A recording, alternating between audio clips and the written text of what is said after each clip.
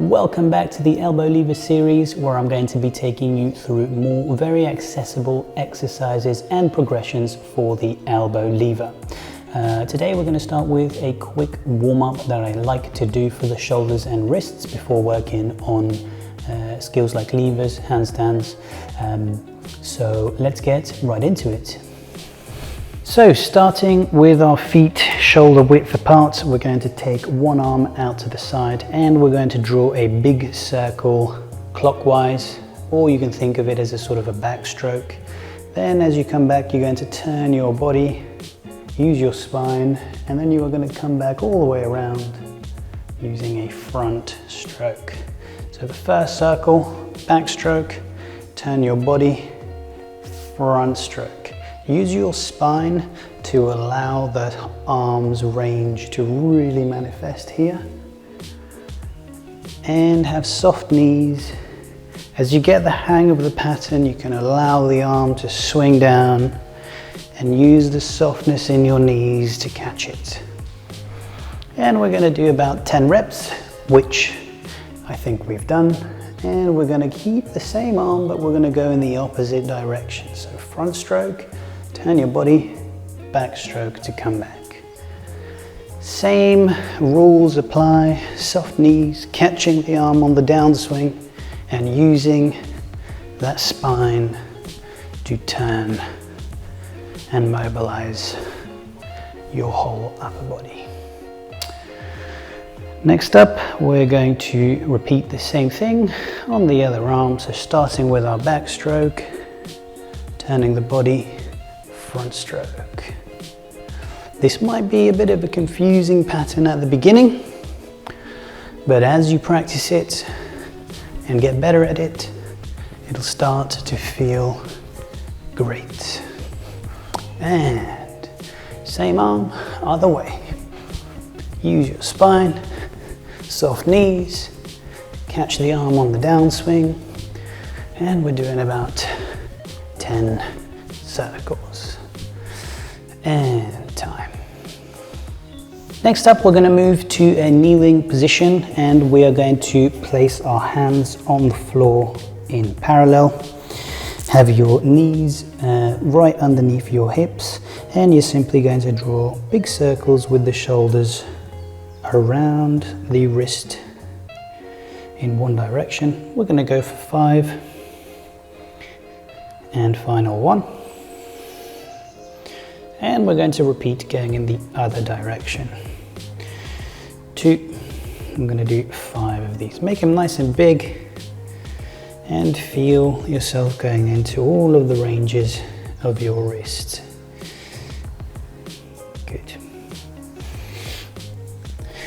Next up, we're going to do some walks. So you're simply going to shift side to side and walk your hands externally all the way around as deep as you can, and then come back the other way.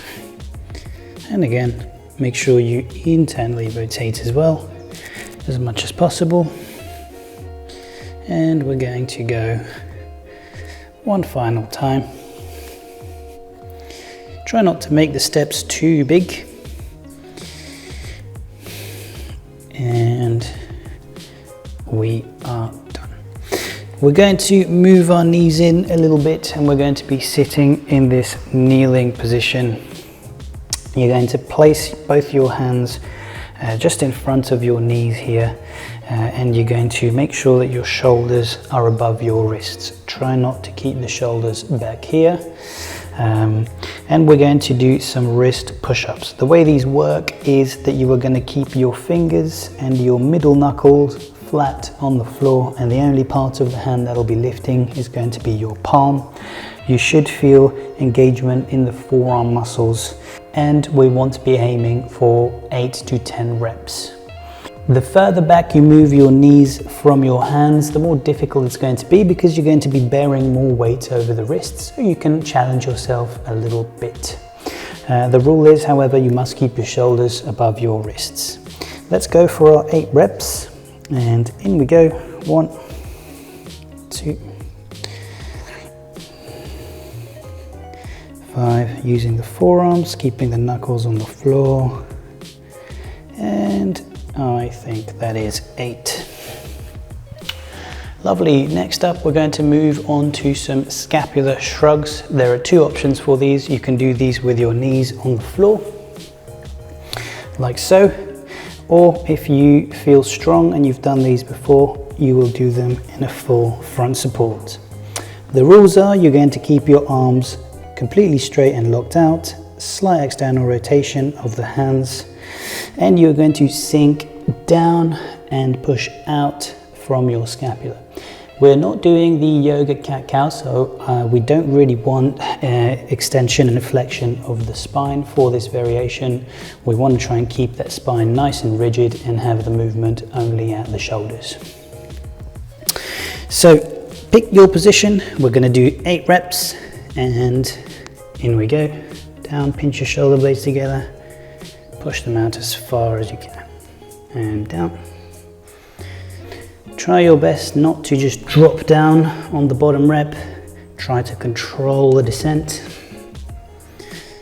and then push back up.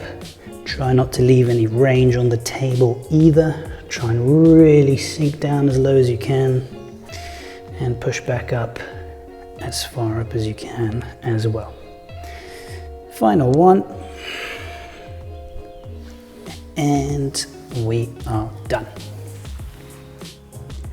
Next up, we have our scorpion reaches, and we're going to do these with bent arms. So you're going to start by lying down on the floor prone, and you're going to have your arms bent with a slight external rotation, again keeping those elbows in, and you are going to pick a leg. In this case it's going to be my left leg, and I'm going to lengthen it and start to draw it all the way out to the side, and then here I'm using my glute to extend my hip as much as possible, and I'm trying to reach essentially my own elbow on the opposite side here.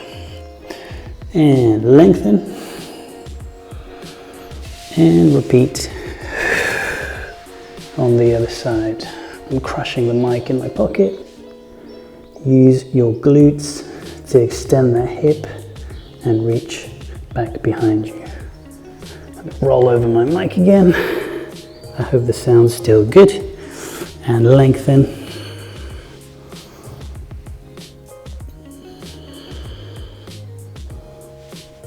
And time. Okay, so in this section we're going to be looking at the wall lever. So we're going to use the wall to assist us in finding our stack, and also in feeling what the weight bearing is going to be like. We can also use this as a warm-up or as a conditioning exercise, as you will see when I take you through it.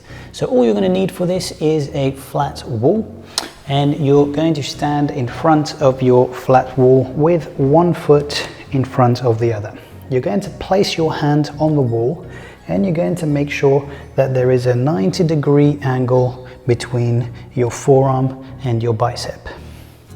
From there, you're going to drag the elbow in. Make sure the hand is slightly externally rotated as well. As we know, when we externally rotate here, it causes our elbow to go in. So slight external rotation of the hand to get that elbow as close into the body as we can. 90-degree angle.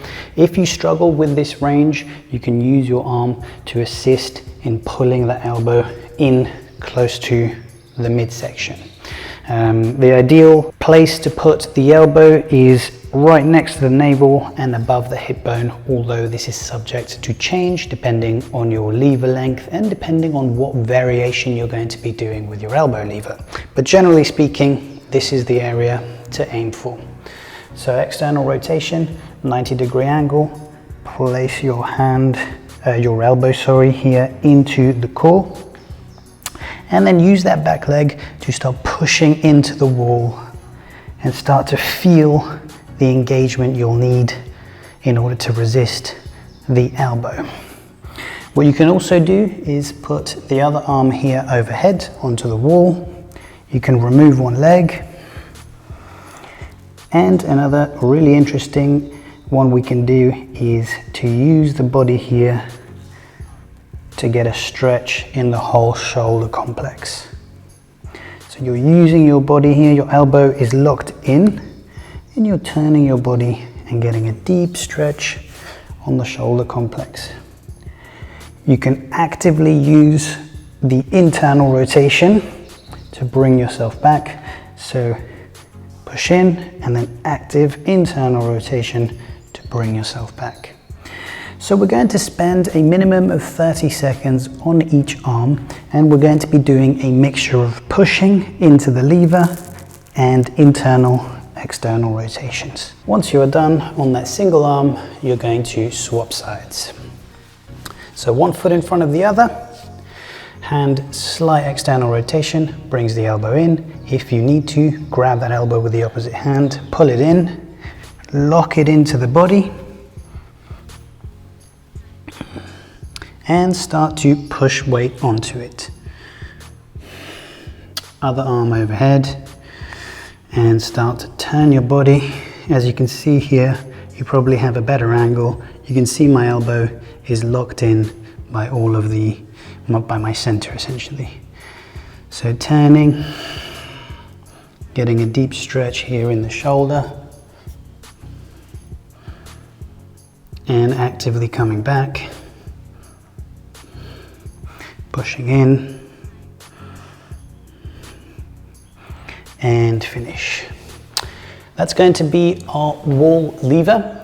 And you can spend a minimum of 30 seconds on each arm. If you feel this one really benefits you and it feels great, you can do this for sets. You're going to do 3 sets of 30 seconds of wall levers on each arm. If that's what you're up to, just pause the video and then we will jump right back in. Or if you're doing it as a cool down, it's a perfect way to finish as well. Okay, in this section, we're going to cover a very important technical factor for the lever, and that is the connection between the head and that back heel, the tail leg. So in the last class, if you remember, we did the elbow lever press-ups with a single leg extension, but we didn't bother to connect the head and the heel on that variation. Today, on the second level of the beginner's class, we are going to think about connecting the head and that back heel, and this is going to be very important for different transitions and using the lever in a movement context. So in the middle of a sequence or a transition or inside of a flow, you want to have that connection. I will demonstrate the technical first, I will talk you through it, and then I will do one set with you. So, generally speaking, with the lever, when you go in, you're going to be removing the opposite leg to the arm that you are basing on. What does that mean? If I'm basing on my left arm, I'm going to be lifting my right leg off the floor. So that will look something like this. Left arm lever, right leg comes off, and then you come back. So in this variation, we're going to exaggerate the movement of the head and the leg. So you're going to go into your lever, stack it, and then as the leg comes back, I want you to move the head. Think of trying to get your forehead to touch the opposite wrist, and then you come back. So in, leg comes off, and then you think about getting your forehead to the opposite wrist. Notice the connection between the heel and my head. The other important factor is think of lifting that leg as you do your entry. So as soon as you're going into the lever, the leg starts to lift, it starts to draw back already, my head sinks in. Once I've stacked, I continue turning the head.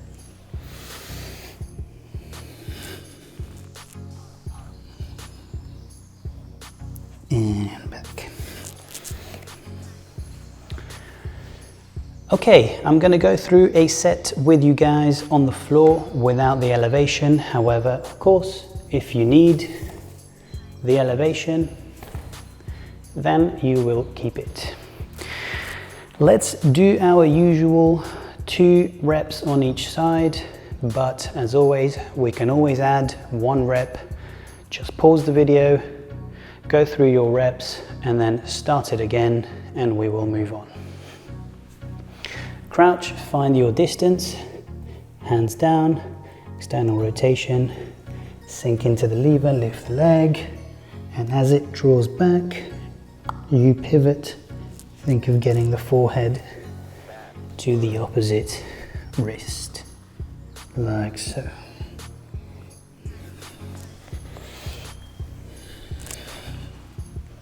In, pivot, out. In, pivot, out. And that is a technical cue for the lever, which is very important. Okay, today is going to be a high entry into the lever. So it's going to be similar to the lever press-ups that we've been doing. However, we're going to deliberately enter the lever from a high body position. What this is going to do is going to help increase your resistance and pushing strength so that your entry becomes stronger and smoother. And it'll also give you options for different entries later on. The stronger we are in the lever, the more options we're going to have in order to play with it at later times once we master the entries and the balance. So you've got options here. You can start on an elevated surface. This can be a stack of books, some yoga blocks, whatever it may be. And then you can eventually start stripping away layers until you get to the floor. I'm going to demonstrate a few of the progressions with the elevation, and then we're going to demonstrate some on the floor as well. So as we know from doing the first class, we have our distance, which is give or take 1 arm's length away. It can be a little bit further than 1 arm's length if your levers are longer or you lack a little bit of mobility. That's also fine. So find your distance. You're going to reach forward, place your hands on the elevated surface, and then from here you're going to lift the hips. Remember, the hands are in slight external rotation, elbows need to be drawing in. Once you've lifted, you're going to lower yourself into your lever and then push back to that high hip position and repeat on the other side. Stack and push. Once you are stacked in the lever, it's important that you get a little bit of forward lean. So really important, once you're in the lever, try and lean the weight over onto the elbow and really feel that stack as if your forearm was essentially the leg of a table, or more analogous still, the center point on a seesaw. We're going to be doing our usual volume of 2 reps on each side, and ideally you want to be repeating this 3 times. I will do the first set with you on the elevation, then I will strip away the elevation and we're going to do these on the floor. Here we go. So reach forward, lift the hips, sink down, lean the weight, and push. Drop, up, down, and push. Down, up, lean the weight, and push. Up, elbows in, external rotation, sink the weight, and push. And we finish. Of course, if you feel quite strong, you can up the rep count. So instead of 3 sets of 2 on each side, you can do 3 sets of 3 on each side. I'm sticking to 2 for the videos for now.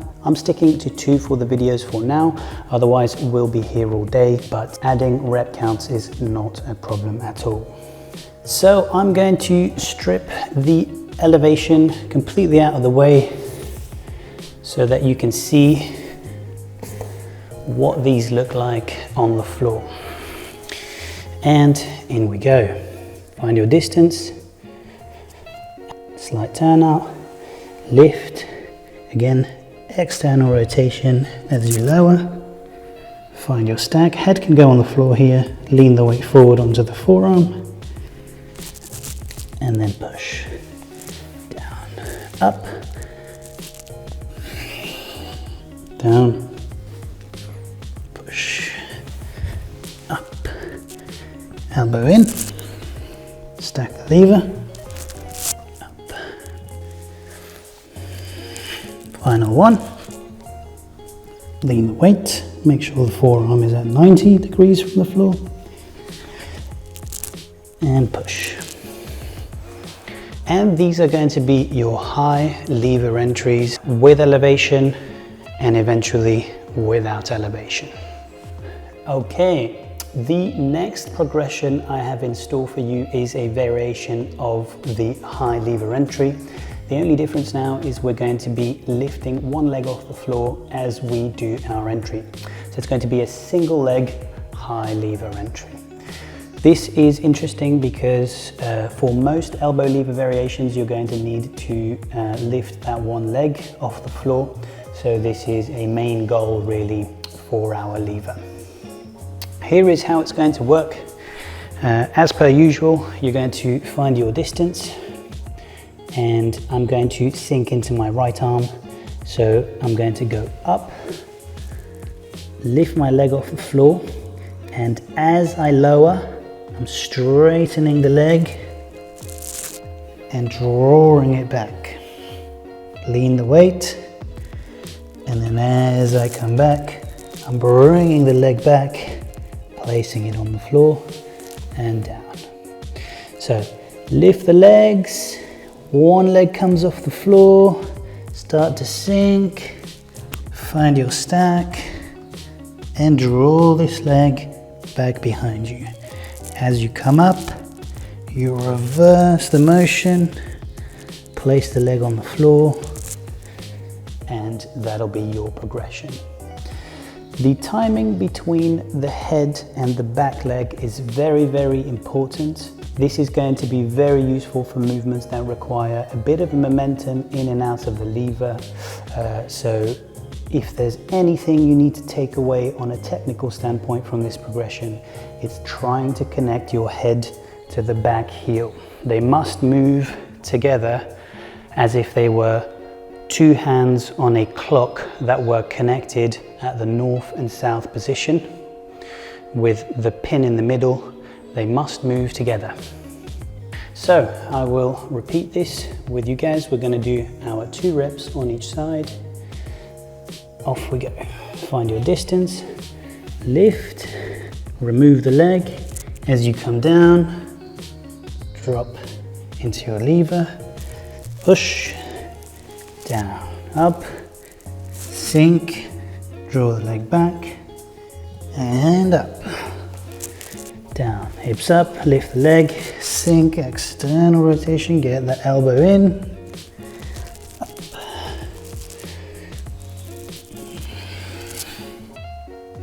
I think I've done 1 rep too many, but not a problem. So as you can see, my head and my back heel are moving together. I'm gonna do another set for you guys, or with you guys, and I'm gonna get rid of the blocks so you can see what this looks like on the floor. And in we go. Find our distance, hands on the floor, external rotation, lift. The leg you are removing is always the opposite to the side you are basing on. So as I'm basing on my right, I'm removing the left leg.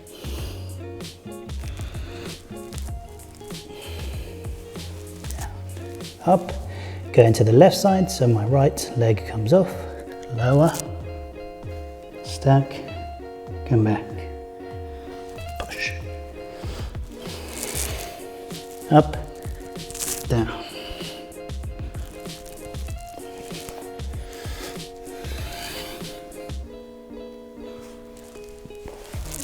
and finish.